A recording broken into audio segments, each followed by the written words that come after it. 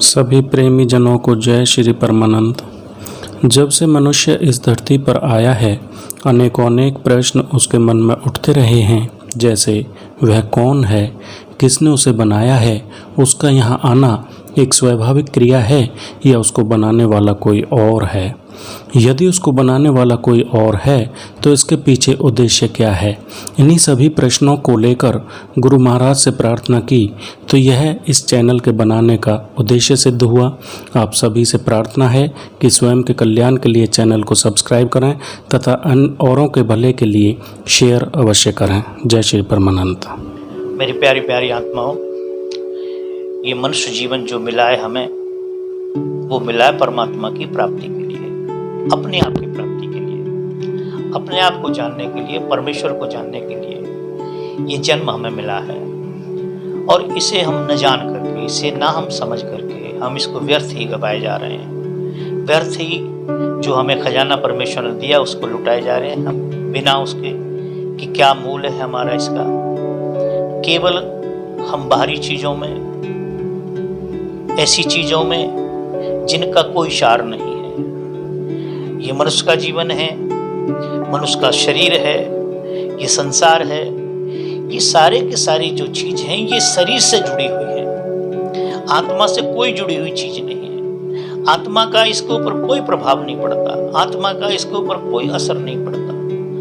आत्मा न खाती है, न पीती है, न चलती है, न किसी के द्वारा चलाई जाती है, न ये किसी को चलाती है। आत्मा तो केवल हमारे शरीर रूपी सिस्टम को चलाती है। बाकी तो ये जितनी भी चीजें हैं वो सारी की सारी इस मनुष्य से संबंधित हैं। जैसे हम भोजन करते हैं वो भी शरीर के लिए करते हैं, निद्रा लेते हैं वो भी शरीर के लिए करते हैं, हम संतानें उत्पन्न करते हैं वो भी शरीर के लिए करते हैं, संतानों की परवरिश करते हैं वो भी शरीर के लिए करते हैं, क्योंकि ये हमें भविष्य में कभी सुख देंगे।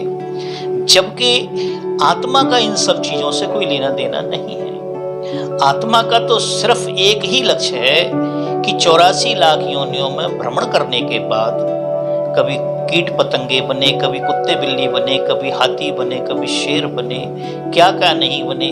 और जब तक हम ये रहे, प्रकृति से जुड़े रहे, प्रकृति की गोद में रहे, जब तक हमने कुछ बनने की कोशिश नहीं की तब तक ना हम बीमार हुए। आप देखते हैं जंगलों में कोई जो इतने हिंसक से हिंसक जानवर होते हैं वो बीमार नहीं होते हैं। क्यों नहीं होते हैं? कि वो प्रकृति की गोद में रहते हैं, प्रकृति के साथ रहते हैं, नेचर के साथ रहते हैं। और जब हम कुछ बनने की कोशिश कर देते हैं, जब नेचर से ऊपर हो जाते हैं, जब हम नेचर को भुला देते हैं, नेचर को बर्बाद करने की कोशिश करते हैं, तो फिर हमें हारी हुई होती है, बीमारी भी होती है, हमें सारी बीमारी, सारी आपदाएं जो हैं हमें घेर लेती हैं। इसीलिए हम उदास, हताश, निराश बने रहते हैं। तो अब यहाँ प्रश्न आता है कि हमें करना क्या है। हमें करना सिर्फ ये है कि हमें उस परमेश्वर की खोज करनी है, उस मालिक की खोज करनी है जो सर्वी धर्मों ने बताया, जो सभी धर्मों का है। उसके नाम अलग अलग रख दिए हैं, उसके रूप अलग अलग रख दिए हैं, उसके भाव अलग अलग बता दिए हैं, मगर उसका किसी ने इनकार नहीं किया। वो परमेश्वर सभी धर्मों का है, सभी जगहों में मौजूद है, सब जगह उसका आभास होता है, मगर हम महसूस नहीं कर पाते उसे। क्यों नहीं कर पाते? क्योंकि अभी मैंने कहा ना कि हम केवल शरीर तक ही सीमित रह गए। शरीर खाता है, शरीर पीता है, शरीर सोता है, शरीर बीमार होता है, शरीर को आराम होता है, कर्जदार होता है, बादशाह बन जाता है, पैसे वाला बन जाता है, ये सब शरीर बनता है। तो हम शरीर तक ही सीमित रह गए और अंदर की बात को हम नहीं जानते, ना ही हमें किसी ने जनाया। जो था वो सब भुला दिया गया है। तो इसलिए हम इस दुखों में पड़े हैं। तो हमें अब करना क्या है? हमें ये करना है कि हमें किसी संत की शरण में जाके, केवल किसी संत की शरण में जाके, किसी व्यापारी की शरण में नहीं जाना है जो केवल पैसे कमाने का धंधा बनाए बैठे हैं। पैसा कमाने का जो धंधा बना लिया है जिन्होंने, उनके पास नहीं जाना, केवल संत के पास जाना है। क्यों जाना है संत के पास? क्योंकि संत ही उस शांति के रास्ते को जानता है, हमारी खोज के रास्ते को वही जानता है। वही बता सकता है कि तुम्हें कहाँ जाना है, किस जगह जाना, कहाँ से आए हो और यूं कहाँ तुम चले जा रहे हो। तो इसलिए हमें संत की शरण में जाना है। संत की कई बार लोग कहते हैं उसकी पहचान क्या है। संत की पहचान होती है ग्रस्त की भी पहचान होती है, डाकुओं की भी पहचान है, सभी की पहचान बनाई है। जो संत हैं, संत की पहचान होती है। संत शांत होते हैं, संत शांत होते हैं, संत त्यागी होते हैं। संत के जीवन में कोई कामना वासना नहीं होती है किसी प्रकार से। वो सबसे प्रेम करते हैं, किसी से घृणा नहीं करते, चाहे कोई पशु हो, चाहे कोई पक्षी हो, चाहे कोई व्यक्ति हो, किसी जाति का हो, किसी धर्म का हो, किसी मजहब का हो, वो मनुष्य से प्रेम करते हैं। उसके अंदर के जो भाव हैं उनसे प्रेम करते हैं। वो किसी के शरीर को देख कर, किसी की जाति को देख कर, किसी के धर्म को देख करके, किसी को देख करके, किसी की अच्छाई बुराई को देख करके, अमीर गरीब को देख कर वो उनके साथ व्यवहार नहीं करते हैं। वो उनका जो व्यवहार होता है संसार के लिए समान होता है। कोई ऐसा नहीं जिससे उनका विरोध है। संसार में सब उन्हीं के हैं, और जो अच्छा करता है वो भी उन्हीं का है, जो खराब करता है उन्हीं का है। तो संत की ये पहचान छोटी सी पहचान है। आप कभी भी जाएं किसी के पास, एक बात पहचान लें कि वो परमात्मा के विषय में तू ही तू कर रहा है, तो वो संत है। और जो मैं ही मैं कर रहा है, हर बात में मैं अपने आप को कर्तापन के भाव को ले आता है। मैंने ऐसे कर दिया, मैंने इतना बड़ा आश्रम बना दिया, मेरे इतने शिष्य हैं, ये सब मनुष्यता की पहचान है। और मैं तो यही कहूंगा, मनुष्यता के पहचान के अलावा भी ये व्यापारी की पहचान है। क्योंकि व्यापारी का काम है, सुबह उठता है, विचार करता है आज मुझे क्या करना है, कौन सी ऐसी चीज है जो मेरे यहाँ खराब हो रही है, उसको मुझे अच्छे दामों में बेचना। संत नहीं करता है, क्योंकि संत के अंदर किसी प्रकार का लालच नहीं होता है। तो हमें किसी संत के पास जाकर के उनसे मार्ग को पूछना चाहिए, न कि व्यापारी के पास जाके। आज हो क्या रहा है, हम व्यापारियों की शरण में चले जाते हैं, और व्यापारियों की शरण में जाकर के हम सोचते हैं कि वहां से हमें शांति मिल जाए। शांति नहीं मिलेगी। क्यों नहीं मिलेगी शांति? क्योंकि शांति वहां है नहीं। वहां तो केवल एक के दो बनाने की क्रांति है। जहां एक के दो बनाने की क्रांति है, कई संतों ने कहा है, गुरु और चेला लालची दोनों खेलें दाव, भवसागर में डूबे चो पाथर की नाव। गुरु और चेला दोनों अपने दाव को खेल रहे हैं, कोई किसी से कम नहीं है, सब एक दूसरे को धोखा देने की बात कर रहे हैं। वहां शांति की चर्चा कैसे हो सकती है? वहां शांति का वास कैसे हो सकता है? वहां शांति कैसे होती है? जहां पैसे का काम आ गया, जहां बीच में पैसा आ गया, वहां शांति नहीं आती। शांति उनके पास है जो खुद शांत हो चुके हैं, जिन्होंने शांति को ढूंढ लिया है, जिन्होंने शांति को प्राप्त कर लिया है, जिन्होंने घर बार को सबको छोड़ करके ये देख करके कि इसमें शांति नहीं है, पैसे में शांति नहीं है, किसी चीज में शांति नहीं है। शांति केवल परमेश्वर में, शांति केवल सत्य में है, शांति केवल त्याग में है। तो संत की शरण में चले गए और जा करके वहां का जो वातावरण था उन्हें रास आया, और वो भी शांत हो गए। क्या हो गए? वो भी शांत हो गए। क्यों शांत हो गए? कि वहां शांति का वातावरण था, वहां शांति थी, और जिसकी शांति की तलाश से उसे शांति मिल गई। तो किसी संत की शरण में जाकर के हम वहां जाएं, शरणागति करें और उनसे पूछें कि कैसे मेरा उद्धार होगा, कैसे मेरा कल्याण होगा, कैसे मुझे शांति आएगी, कैसे मैं शांत हो सकता हूँ, कैसे मैं पार हो सकता हूँ। संत हमें बताते हैं, और उनके बताए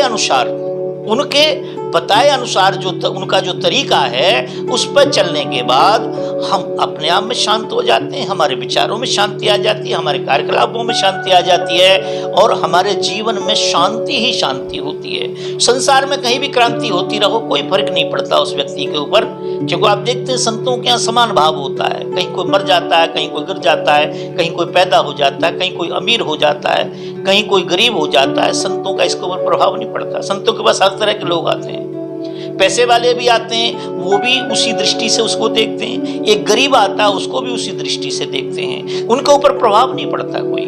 तो इसलिए वहां जाकर के हमें शांति मिलती है, क्योंकि वो शांत हो चुके हैं। तो उनके बताए मार्ग पे चल करके हम परमात्मा की और अपने आप की, जो हमारे जीवन में भ्रम पल गया है कि हम कहीं और हैं, हम कोई और हैं, परमात्मा कोई और है, परमात्मा कहीं और बैठा, कहीं आकाशों में बैठा हुआ है, कहीं जमीनों के नीचे बैठा हुआ है। परमात्मा कहीं नहीं बैठा, परमात्मा आपके साथ है, 24 घंटे आपके साथ है।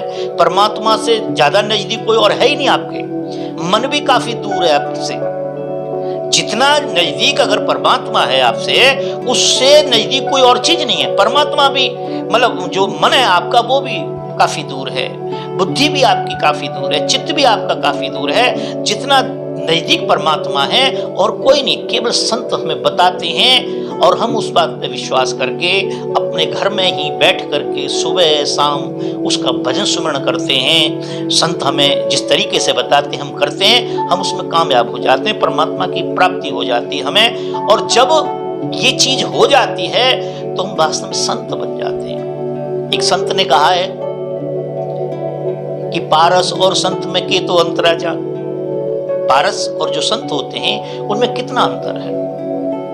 संत का स्वभाव अलग होता है, पारस का स्वभाव अलग होता है। तो संत कहते हैं पारस और संत में के तो अंतरा जा।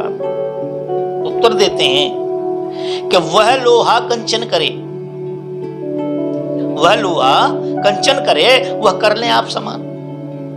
एक लोहे को हम पारस पथरी के टच में ला देते हैं, उसके संपर्क में ला देते हैं, और जैसे वो पारस पथरी उसके संपर्क में आती है, वो जो लोहा है वो कंचन बन जाता है, सोना बन जाता है, कीमती बन जाता है, उसका कोई भाव बन जाता है। मगर किसी दूसरे लोहे को जब हम उससे टच करेंगे, उसके साथ लगाएंगे, उसके संपर्क में लाएंगे, तो वो लोहा का लोहा ही रहेगा, कुछ नहीं बनेगा उसका। मगर संत क्या होता है, कोई ग्रस्त होता है, कोई डाकू होता है, कोई कितना बिगड़ैल होता है, मगर जब संत की शरण में आ जाता है तो उसके विचार भी शांत हो जाते हैं और एक समय के बाद वो संत हो जाता है। जब वो संत हो जाता है, जब उसकी अवधि खत्म हो जाती है, उसे भी संसार से जाना होता है, तो वो किसी दूसरे संत को बना करके इस संसार को सुचारू रूप से चलाने के लिए वह यहाँ स्थापित करके चले जाते हैं। तो कहते हैं कि पारस और संत में के तो अंतरा जा। यही अंतर है, यही संत की पहचान है। तो कहने का मतलब यह है कि वह दोनों के तुलना करके बताते हैं कि संत में और पारस में कितना अंतर होता है। तो कहने का जो भाव है कि हमारे जो विचार हैं वो शांत हो जाते हैं और शांत होकर हम परमात्मा की प्राप्ति कर लेते हैं। कई बार क्या है, लोग कहते हैं कि परमात्मा की प्राप्ति तो मरने के बाद होती है। नहीं, मरने के बाद नहीं होती है। परमात्मा की प्राप्ति तो जीते जी होती है। मरने के बाद तो शमशान की प्राप्ति होती है। मरने के बाद तो हमारे अस्तित्व का खात्मा होता है, हमारे सारे जो संबंध है उनका खात्मा होता है, हमारे जो सारे के सारे विचार थे उनका खात्मा होता है, हमारी संपत्ति उसका खात्मा होता है। नहीं, मरने के बाद नहीं होता है। जो किसी के साथ कुछ होना है, मुक्ति होनी है, जो कुछ होना है वो जीवन रहते होना है, जीवन काल में होना है, मरने के बाद नहीं होता है। और जिन्होंने ये कहा है कि मरने के बाद किसी की मुक्ति हो, तो वो झूठ बोलते हैं, अज्ञानी लोग हैं, उनको खुद को नहीं मालूम है कि मुक्ति क्या चीज है। मुक्ति तो जीते जी होती है। जब किसी संत की शरण में हम चले जाते हैं, हमारे विचारों में शांति आती है। जब विचार हमारे शांत हो जाते हैं तो फिर हम अपने आप को ढूंढ लेते हैं, अपने आप को खोज लेते हैं, उस परमेश्वर को खोज लेते हैं, उस मालिक को खोज लेते हैं जो सभी धर्मों का है, सभी जगह पे मौजूद है। कोई ऐसा धर्म, कोई ऐसा मजहब, कोई जाति, कोई ऐसी नहीं है जिसमें परमात्मा की मान्यता नहीं हो, जिसमें परमात्मा नहीं। हम चाहे माने उसे, ना माने, मगर परमात्मा सब जगह है, हर जगह था, हर जगह रहेगा। तो ऐसा करके हम जो है मुक्ति की प्राप्ति कर सकते हैं, मोक्ष को प्राप्त कर सकते हैं, अपने विचारों को शांत कर सकते हैं और इस संसार के अंदर हम अच्छा जीवन जी करके, अच्छे विचारों को संसार को दे करके हम यहाँ से गमन कर सकते हैं। धन्यवाद।